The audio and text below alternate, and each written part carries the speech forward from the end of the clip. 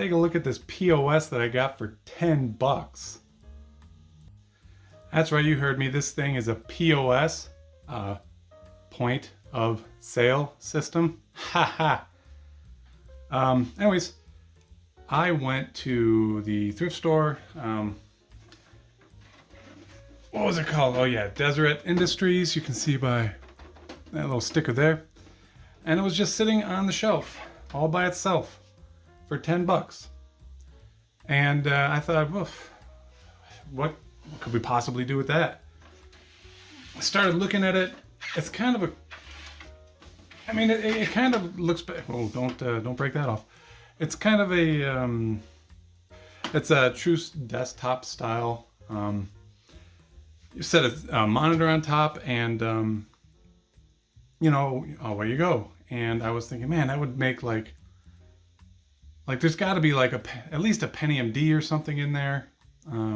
Maybe something older, but this would make kind of a cool little desktop HTPC or something like that. Or maybe you can fill it with ROMs and use it as like an old, you know, emulator system or something like that. But either way, I thought it was kind of cool. So I shelled out the 10 bucks for it and took it home, and here we are. And there's one thing I noticed on this, which is kind of funny. There's a sticker on here somewhere if I can find it. There it is. Right there. Property of, well, do not remove, property of Deseret Industries. So this is the point of sale system that the thrift store was using up until they got, you know, new ones evidently.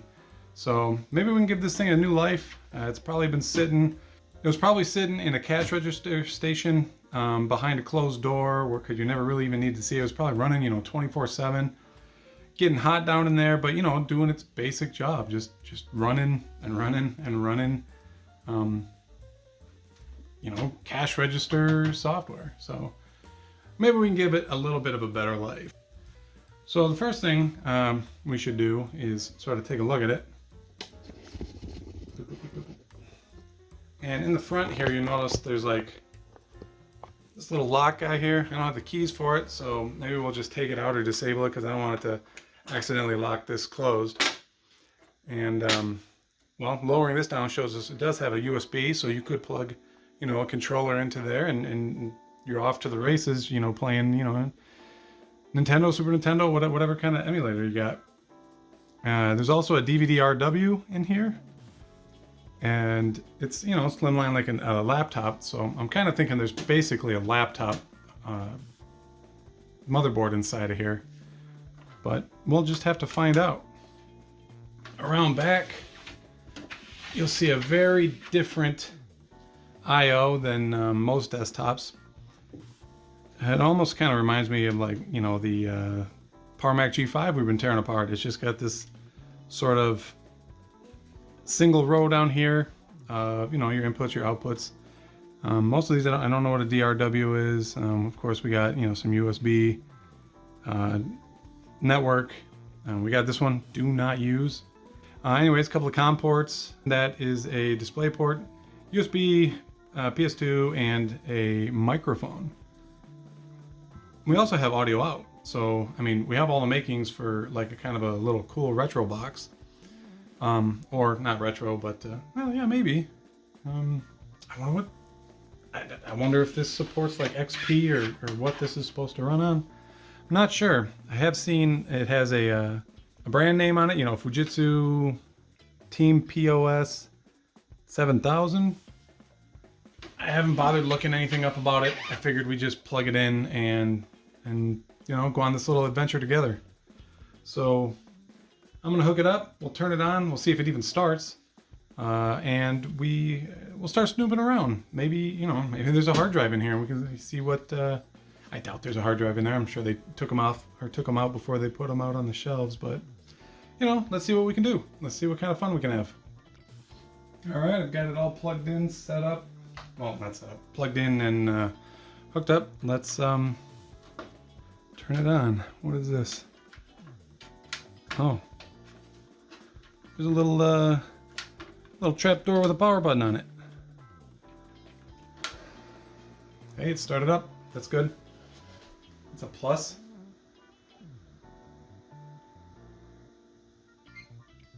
Got a beep. We got, hey, we got stuff happening. Into the BIOS, into the boot menu. Let's just see what happens if we let it do its own thing.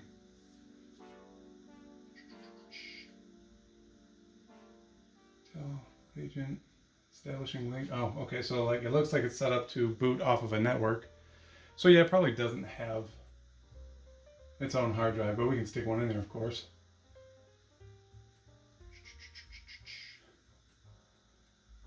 Copyright 97, 2010. So it's, of course, older, about 12 years old. Media test failure, check cable, Intel boot failure, percent key to continue. Okay, continue. Well, you're not gonna work. Let's try that again. You're setting it, what was it, F2 to get into BIOS? F2, enter setup. Okay, so hey, we got a pretty standard looking BIOS, American Megatrends. Intel Core 2 i3 2120. Okay, so second gen I series. 4 gigs RAM, DDR3 1333. That's some pretty fast RAM for a for a point of sale service system. Where's my mouse? Isn't this it? That's it.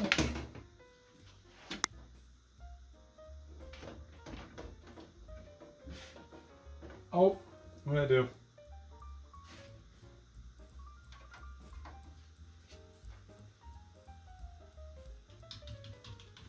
Why is that not working? Slight issue with my mouse and keyboard here. Give me 1 second. Well, that's really weird. I pressed F2 to get into here, so is it froze? Did it die? Let's reset it.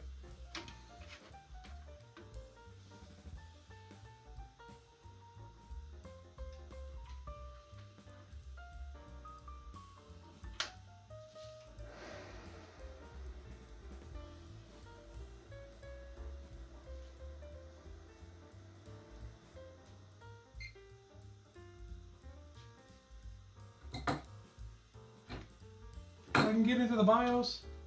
I just can't move the damn mouse around or cursor around. Well, what the hell? I'll be back. So it turns out that without my Elgato screen capture hooked up to it, it does something completely different. Didn't do it this time.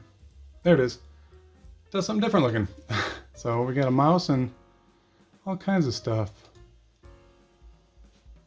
So I missed F2. So delete, please.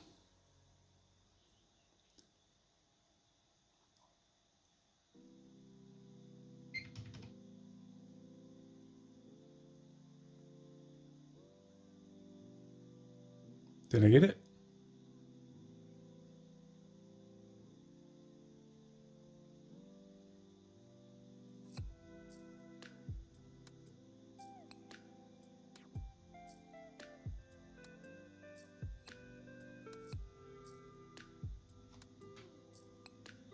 Do something?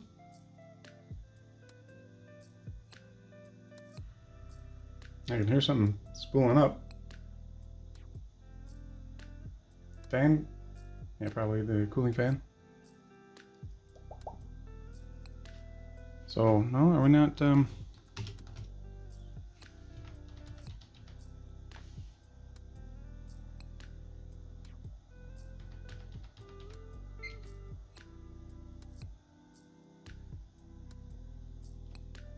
There we go.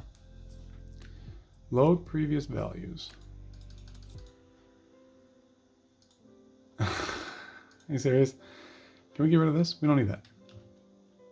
No, don't load previous values. Yeah, see this even, it looks like it's a higher resolution as well. Feels weird. I really want this to go away. There we go. Yeah, so let's see what we have to find in here. Maybe we got some overclocking stuff in here, huh? Yeah, probably not. Launch PXU crew.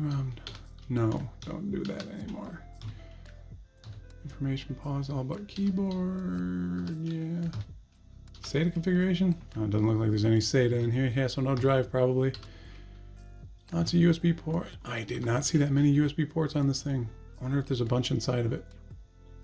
Or maybe some of those things on the back, some of the I/O that's, I don't remember what it was labeled, but maybe those are considered USB. Power button soft off. Instant off, please. Power off.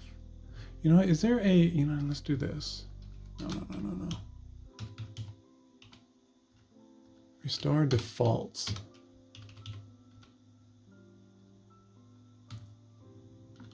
Okay, so this is the defaults. Okay, disabled.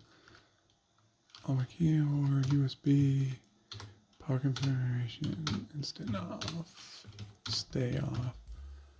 Wake on LAN from S5. No, definitely not. USB keyboard wake up. Yes, please. USB 5 volt, S5, S4. Front USB plus 5 volt enabled.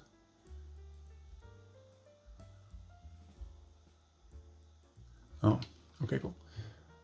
Super IO 2. Serial port stuff.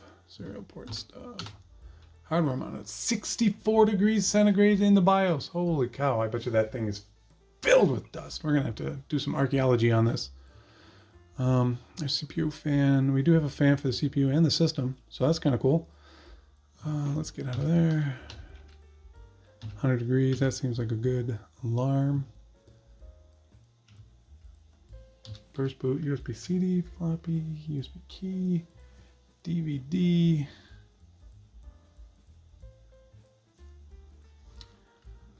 Hard disk, UFI, okay, blah, blah, blah.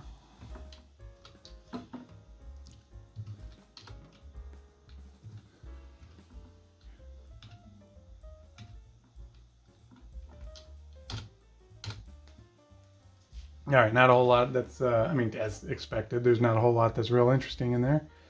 But it should now not try to boot from the network, or at least I think that's about what's going to happen.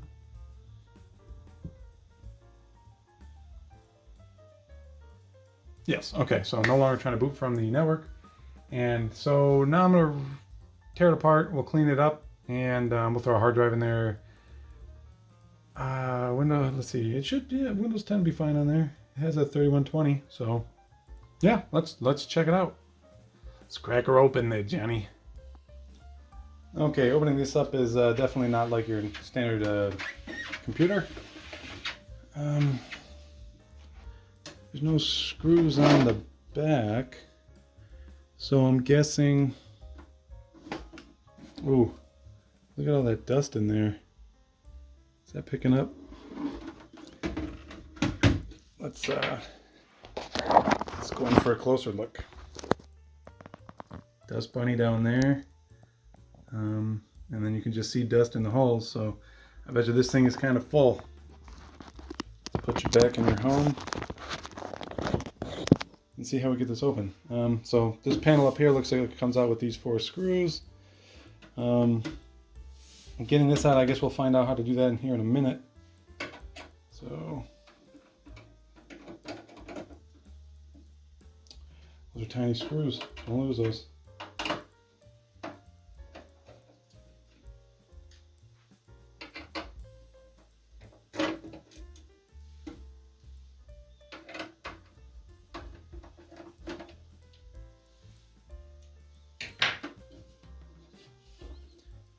Let's see here.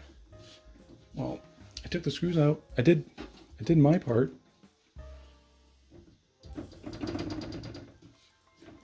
Oh, okay, pull it. Pull it a little bit. Lift it. Push it. Pop it.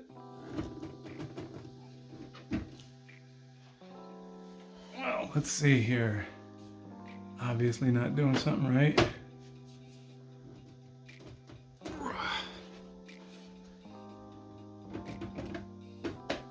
Well, the front panel moves, but it's going to run into the... It's going to run into your front bezel or panel or whatever. That doesn't feel like it wants to come off. And I don't want it to break. It's like it's stuck in the middle on this lock. Come down here. So there's a thumb screw here. It's pretty loose. I'm wondering if this is holding on the front bezel.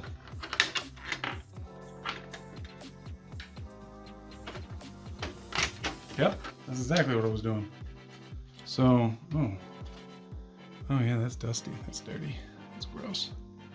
So we have two slots here that aren't accessible. Yeah, look at all that dust in here. But yeah, like I was saying, there's no slots here for this. I'm wondering if that's two rails for you know, a 2.5 inch drive. There's only one way to find out. So that slides out of there. That was easy enough. Kinda. And then this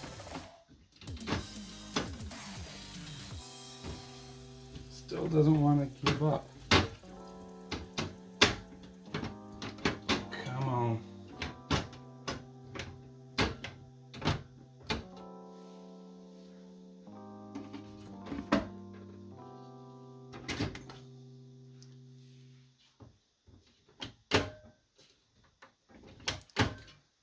Shouldn't be this tough.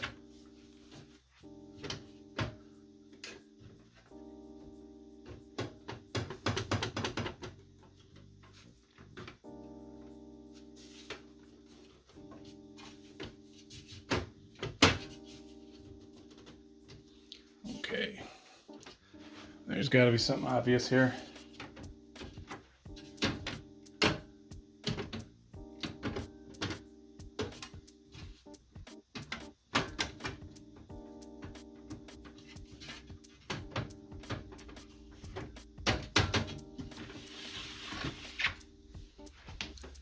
So it lifts up a little bit,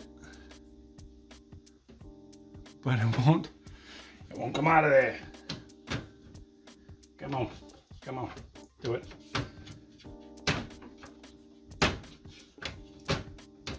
No persuasion. Okay, well, I'm gonna figure this out and then I will tell you how I did it. Okay, I've been poking and prodding this for a minute or so. Whoops. And I've noticed in this little cutout there, there is a, I don't know what to call that, a little peg. And when you move the lid around, I don't know if I can, let's see here. There we go. When you move the lid around, they move. So do I need to just like overpower it? You know, the power of friction, you know, do I need to just like Hulk smash it off of there? I don't know. Because you can't get inside there and like unscrew it if it's a screw. So yeah, I'm gonna get violent on it, I guess, and see if I can't get it out of there. Like so many things in life, I found that violence was the answer. Basically, I had to turn it up on its side like this and push down very hard and just get it to break its friction bond in here. There was no other tabs. It was just, it's a very tight fit. It just popped in and out, but it took a lot of force. So let's have a quick look inside, huh? There we are. So we've got, yep, I was right about these cages here. 2.5-inch SATA drives. Got a laptop DVD-RW drive. Actually, is it just DVD? No, it's a DVD-RW drive. That's kind of weird to have in a POS system, in my opinion. And it looks like we have, I mean, it's not a standard motherboard, but we do have a motherboard in here with a full socket. So we probably could upgrade this processor if we wanted to. And where is the RAM? Where? Oh, not that I saw the RAM or anything, but look at that. PCI Express slot. Hey. So I could put something in there, I'm sure. I think I got a GT 730 laying around. Not that that's a powerhouse of a GPU, but it is a thing. Oh, here we go. Oh God, that is horribly out of shot. Let me just grab this flashlight, or grab the camera itself. Bing. So up in there, we have laptop RAM, a 4 gig stick. So off of the bat, I could, well, clean this thing out because it's friggin' filthy and it gets to 65 degrees in the BIOS. We have a heat pipe cooler, a little mini tower. I wonder if it would be advantageous to put something else in here. I wonder how good this is.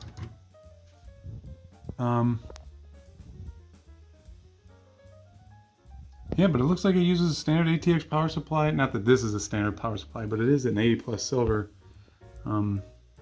I don't know if this has a form factor or if it's just custom for these cases. But we could do a little bit with this. We absolutely could. What is that? Why am I getting distracted? Is that to pull the side of the case off?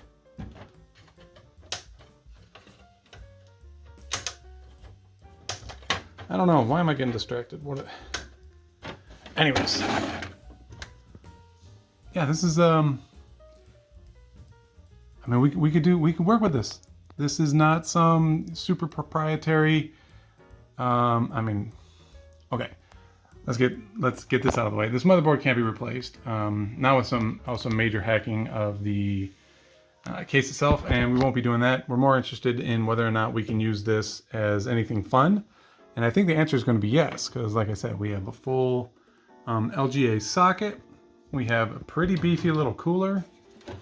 I imagine these holes are standard, so we could put even a better cooler on there if we needed to. If we found like a i7 2600, we could probably put in here. We have a PCI Express slot, so we can put a dedicated GPU in here. And I'm pretty positive that we could put Windows on this, no problem. So let's do just that. So before I get to cleaning this up, this isn't going to be a video where I meticulously take everything apart and hand clean it and wash it and you know, empty the case out and take it over to the shower and clean the dust out. We're just going to give this thing a proper dusting. We're going to take the CPU cooler off, you know, clear all the dust off of that, because if you look in there, there's quite a bit. Spin. Yeah, there's quite a bit in there. Let me get some light. Yeah, so that's why we got up to 65-ish in the BIOS. I'm going to take Northbridge cooler off and put some new thermal paste on there, clear all this dust out, blow out this power supply, which is probably choked to death with it, dust. And then this fan here will get the same treatment. We'll tear that out of there and clean it up. Does it use standard fan headers? No, unfortunately it doesn't. Look at that little guy right there. Is that it? Oh, the wire goes past it. Where does it go? Loops around, comes up. I think that is the end of the fan right there. So yeah, definitely not a standard fan header for a motherboard. What about this guy? The CPU cooler. No, That also is not a standard fan. So, I mean, probably don't need to upgrade those anyways. So, like I said, let me clear all this dust out of here, get it into respectable condition, and rethermal paste some of these things, and we'll see if we can't get windows on this. Just finished giving this thing a thorough dusting, and holy crap, a lot of dust came out of this thing. Mainly out of the power supply. I kind of wish I was recording, but you know, it is what it is. But yeah, it looks like brand new. No more dust bunnies, no more dirt, no more disgustingness, and it also had kind of a terrible smell. And that's cleared up. It's all outside on my patio now, unfortunately, but cool. Let's pop this RAM out here, see what's in it, because we are going to replace it. Oh, even without the cooler in there, this is hard to do. What do we got in here? Oh, Micron. 4 gigabyte. I mean, I already knew it was 4 gigabyte, but cool. I'm rummaging through my parts bin, well, my RAM bin. I could have swore I had 2 sticks of 4 gigabyte 1333. Turns out I have 2 sticks of 4 gigabyte 1600, and I'm hoping it's compatible with this. I'm hoping it'll downclock to 1333 if it doesn't support the 1600. Simply because this is all I have on hand. All of my other sticks of RAM are, and I've got a good amount of them, all of those are 2 gigabyte sticks. So again, like I said, I hope this works. If not, it really won't matter much to you, but I will have to wait a week or so for a stick or two to come in. Or maybe I can find some on Facebook. Anyways, I'll have to wait and get more RAM, which will kind of be a bummer because I was looking forward to it this weekend. But you know, we'll see. We'll see. I can just slap the 4 gigabytes in there and keep going. But like I said, I was kind of looking forward to sticking these in there, so we're gonna see what happens. So CPU and Northbridge have been cleaned off. I've installed the RAM. If you remember, this RAM was the RAM I had originally bought for the Alienware laptop that we got from my buddy who found it at the junkyard. And we had bought this thinking, well, I had bought it thinking that it would be a good fit for it. I read that it was compatible with that system, the the 14R, R14. And turns out it didn't work at all. So I'm hoping there's a different story with this. If not, it's not a huge deal, but God, I just hope it just works. I don't want to be bothered. CPU cooler's installed, Northbridge cooler's installed, everything's buttoned up and put back together. I'm going to put power to it and see if it turns on. My hope is that I didn't break anything, but you never know. Especially when dealing with these, you try to be ginger with them, but I always have a fear of breaking the die underneath them, you know, cracking it or something. So let's hope that didn't happen. All right, first boot with the new RAM. Where's the button on this without it? Is that it? There we go. Hope it works with that 1600 megahertz RAM. Come on, baby. That's a beep. That's a good beep.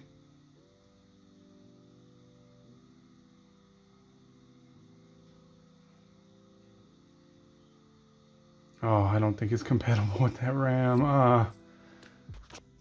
Well, if I can't use the 1600 megahertz 8 gig RAM, I will use what I have laying around. I have 1060 or 10600, 4 gigs of that. Dual channel should be better than single channel every single day of the week. So we're going to throw 4 gigs in here, dual channel, faster RAM. Well, actually, I don't think it's faster because the other one is 1333. And if I remember right, 1333 is 10.6, 1280, 1200. Well, that's 1600, isn't it? Isn't 1200 1600?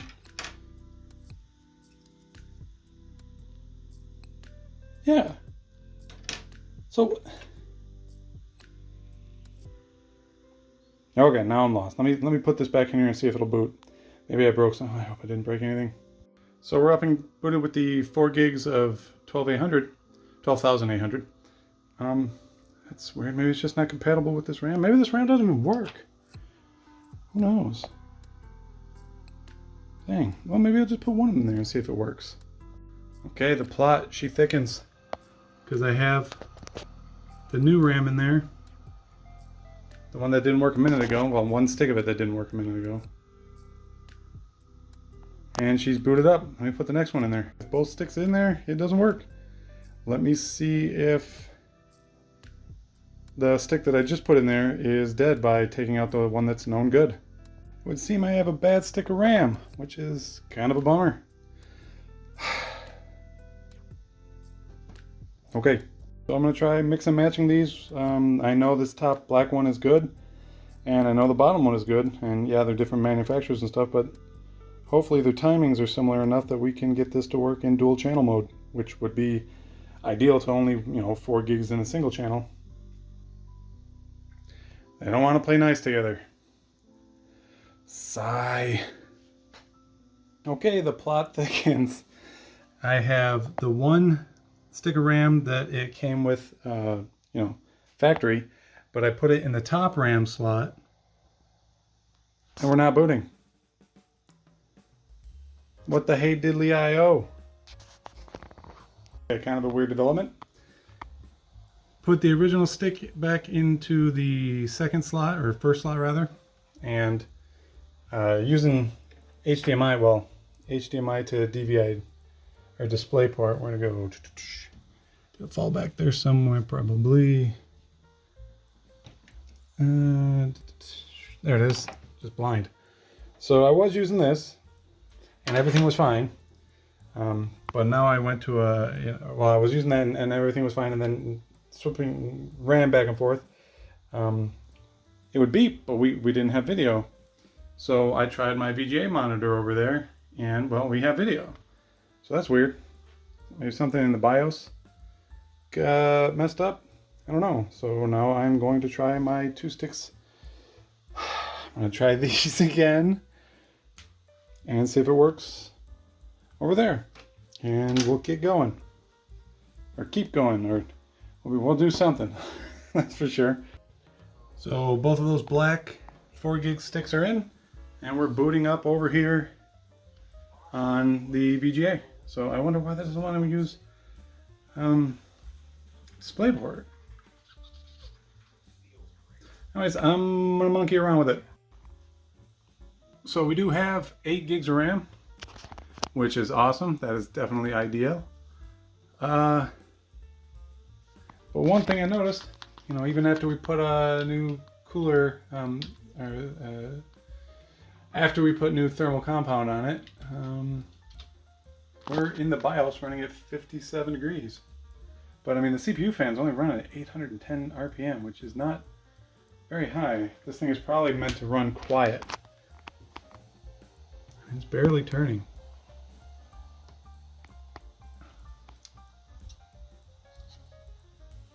And it is warm to the touch. What if we can get a better fan in there? We'd have to wire that onto it. I mean, it's 4-pin PWM. But is it worth it? I don't know. Northbridge is pretty cool.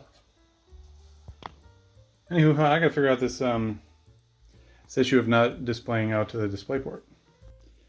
So either my adapter failed, my DisplayPort to HDMI adapter failed, or my HDMI cable failed, or what, but I did find a, in my pile of stuff, DisplayPort to HDMI adapter, or converter cable, and we're up and running. We got 8 gigs of RAM in there. We got our digital out. So let us see if we can't put a, well, we might as well go SSD. Ain't no point in having a spinning disk. But looking in here, I'm seeing there's rails, but no screw holes. And then You take this and slide it in there. You know, it's loose. And then if you slide it all the way up in there, it doesn't even reach the, it's not tall enough to hit those, your connectors. So I'm gonna have to prop that up or do something, figure out something here. But I don't think it's something we can't overcome. All right, I found a solution to our little missing hard drive caddy, whatever this used to hold the 2.5 inch drive up high enough to plug into the SATA and power port. It's not elegant by any means, but it does the trick. I just used some double-sided sticky tape to put this CPU case, or CPU storage case, I guess you'll call it, to the bottom of the drive, and it seems to work perfectly because just slide it in there. I know you didn't see that really, it's kind of hard to see, but there we go, we're plugged in. It's a perfect height. Gives a little shock absorption there in case we run over rough terrain. And yeah, I think we're ready to go. Let's slap Windows 95. Let's slap Windows 10 on here and see what we can do with it. Hopefully all the drivers will be present, and I'm going to put everything back together, put the front case on, put the top on, all that kind of good stuff. We'll install Windows off camera, and then I will see you when this thing is ready to game. Just had a breakthrough. Was trying to get this thing back on there, and it just wouldn't work. So then I started looking at these little guys down here, and I'm like, what the heck are those for? Well, they lock the inside of the chassis to the outside of the chassis. So if we go like this, now we're locked in. Pull that, pull and turn that.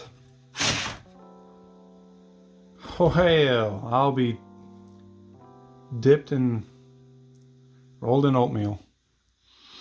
Seems unnecessary, but again, what are you gonna do? That's how it is. Okay, we are all booted up into Windows. I've got my gambit of stuff that I usually install. We haven't connected to the internet yet to, we haven't installed any, updates and stuff like that.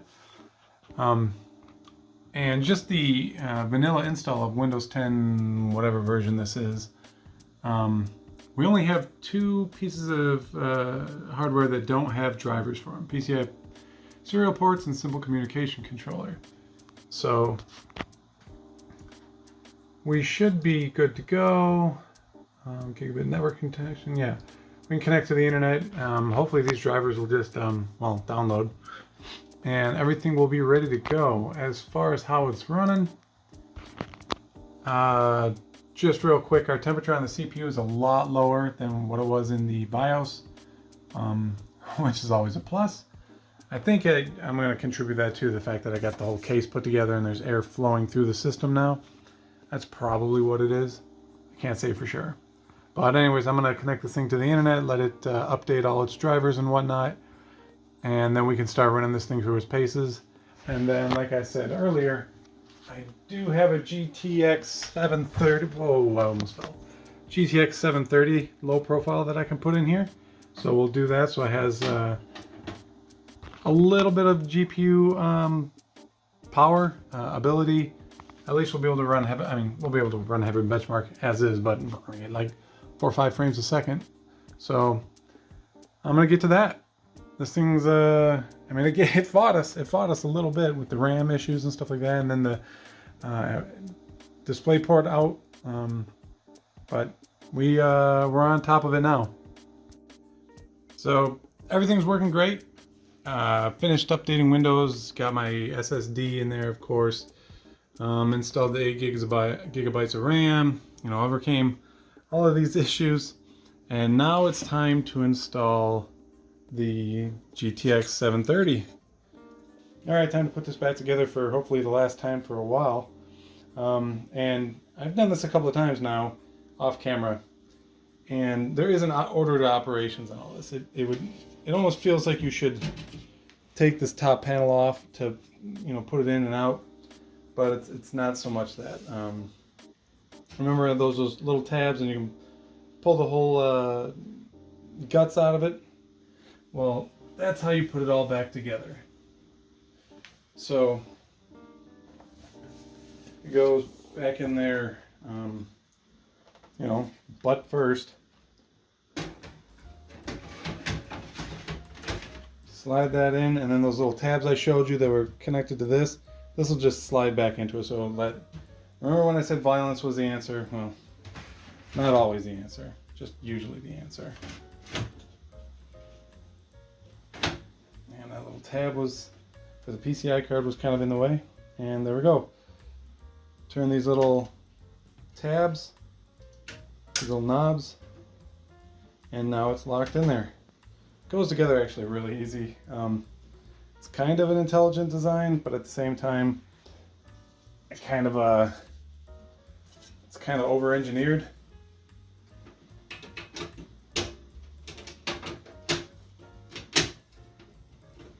Hey, I gave you a compliment.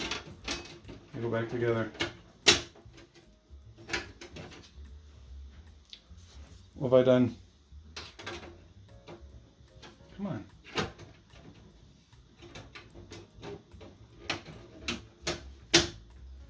The last couple times I did this, it just went right together.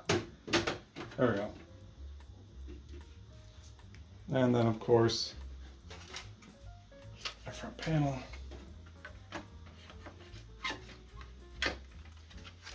Helps if we do it the right way.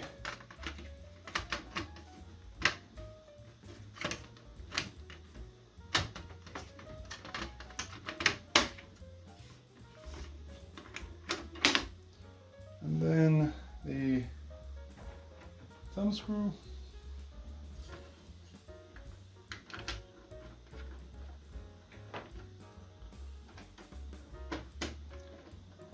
And this keeps it on, but the sides don't have anything to hold it on. It just kind of, the center is what holds it in.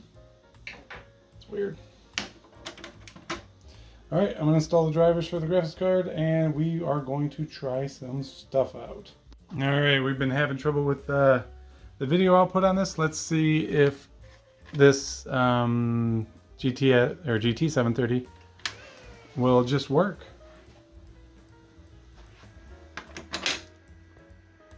Like the little lights.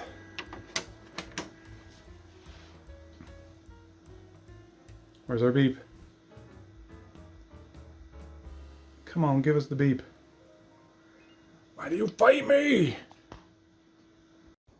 Okay, I've been doing some research on this issue with the graphics card.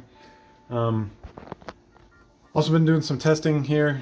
Basically, I'm finding that there is no information on this computer online at all. I can find manuals for it, but like, it is such an obscure thing that I'm finding nothing for it. I tested multiple video cards in there. This is a 720, gets the same issue as my 730. So I'm gonna rule out that it's the GPU problem. I've been looking in here, trying to see if there's any damage to the PCI slot, and all the pins look fine. I unfortunately don't have another card I can put in there to test the PCI slot, because everything I have right now is full height card, and it's not going to fit past that. So I think about the only thing I can do now is update the BIOS. I'm not sure what else I can try. Unfortunately, I hope this one's not dead in the water here. If nothing else, it's a perfectly clean running point of sale system now. However, I think updating the BIOS might do something because it has a trusted platform module in there, and the BIOS has no settings for it. So I'm hoping that this is going to somehow magically fix it. I guess when all else fails, you update the BIOS and you hope the power doesn't go out. So we're gonna hook up my screen recorder and see if we can't get this thing to update. All right, no going back. Might as well save the original BIOS.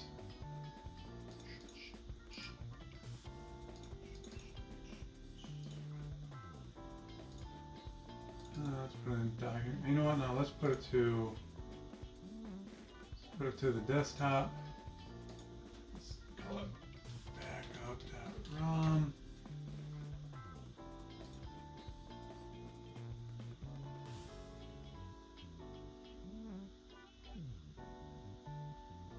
All right. Let's open up the ROM on the desktop.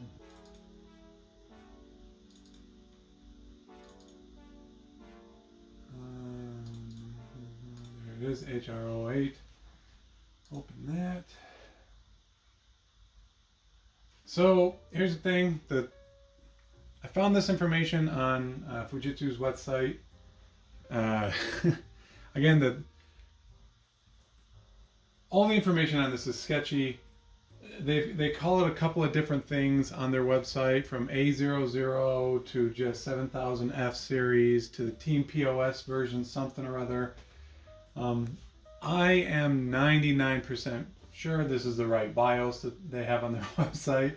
I am not completely sure, so we might just break this, unless of course it checks to see that it's compatible first. I'm sure there's some internal ROM IDs that have to match, but hey, it was only 10 bucks, YOLO.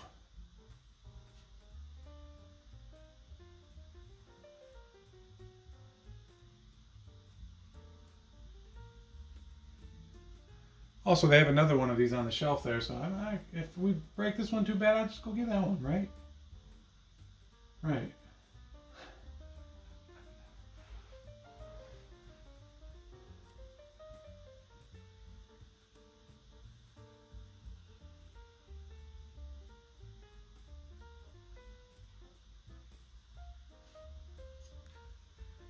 Hey, everything seems happy enough. Exit. Let's eject my USB stick. Let's click the right thing.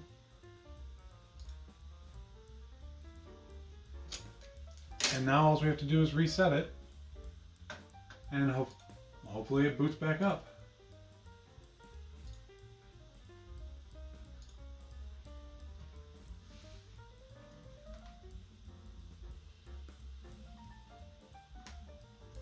So when this boots back up, it should be like H208 or something like that. Oh man, here we go.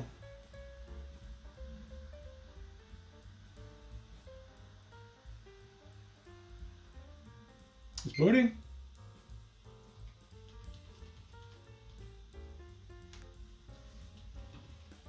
Oh, right, because I have my screen recorder on, I can't move stuff around. Okay, manual it is.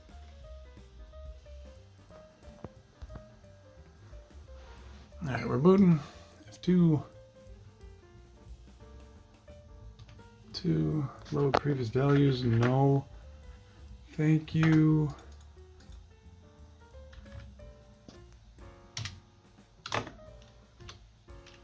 So there we go, HR08. That is, according to them, the newest ROM available for this PC, POS. Good times. So I'm hoping... It's not looking good that we have any new options. Ah, nuts. All right, I'm gonna set the BIOS back up and then I'm gonna shut it down and see if we can put that new card in there. I'm hoping something's changed. Well, that's no good. Whoa. Well, it's been a number of weeks, and I researched and I tried numerous configurations of video cards. there's not a lot of information about these systems online, and I just couldn't find a way to get it to run with a dedicated graphics card. My best guess as to why is it's got some sort of trusted computing, trusted platform on there, and you don't have options to it. You don't have access to it. It's locked down to some specific hardware. Yeah, you can upgrade the RAM, and you could probably upgrade the CPU. I don't know. Either way, I'm gonna guess that it's locked down. It's a point of sale system, and it's just not gonna be happy with any kind of additional hardware that you put into it, other than what's already pre-approved in its system, in its microcode.